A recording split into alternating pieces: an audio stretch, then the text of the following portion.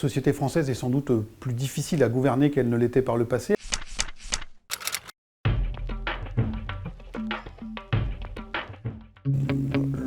L'imaginaire français aujourd'hui, c'est la maison avec jardin.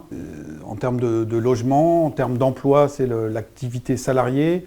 Le français moyen, le salaire tourne autour de 2 000 €. Il habite plutôt en province et il est assez dépendant de la voiture. La voiture, c'est la crise des gilets jaunes. La maison avec le jardin, c'est la bulle protectrice en cas de Covid. C'est aussi la soutenabilité de la transition écologique qui est mise en cause, puisque derrière tout ça se pose la question de l'étalement urbain. Alors, ce qui a changé au cours des 30 dernières années, tout d'abord le changement de modèle économique qui a induit énormément de choses derrière. Le 31 mars 1992, c'est la fermeture définitive de l'usine Renault-Billancourt qui a marqué l'histoire sociale française. Et 12 jours plus tard, le 12 avril, c'était l'inauguration en grande pompe de Disneyland Paris.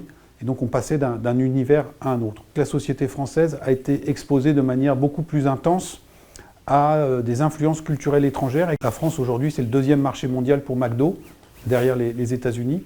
Et la France est le deuxième pays au monde après le Japon en termes de nombre d'achats d'exemplaires de manga. Il y en a eu plus de 10 millions qui ont été achetés l'année dernière. Si on prend juste la tranche d'âge des 18-35 ans, 80% d'entre eux vont au moins une fois par an chez McDo.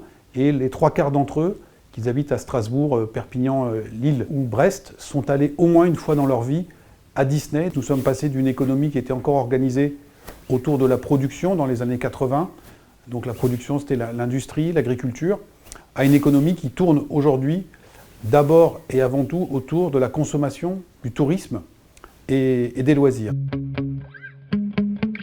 La société française est sans doute plus difficile à gouverner qu'elle ne l'était par le passé. Elle n'a jamais été une et indivisible. Quand on regarde les résultats du second tour de l'élection présidentielle, on voit bien qu'on est sur des lignes de fracture qui sont très profondes. Jusqu'en 2012, où l'élection au deuxième tour a départagé Nicolas Sarkozy et François Hollande, eh bien, la gauche et la droite pèsent à peu près 50% de toute la population. Sarkozy et Hollande font 50% à quelques points près chez les cadres comme chez les ouvriers, dans les grandes villes comme dans les campagnes, chez les diplômés comme chez les non-diplômés. On s'affronte idéologiquement. Dans la France qui s'est dessinée au soir du deuxième tour, Emmanuel Macron fait plus de 85% des voix à Paris.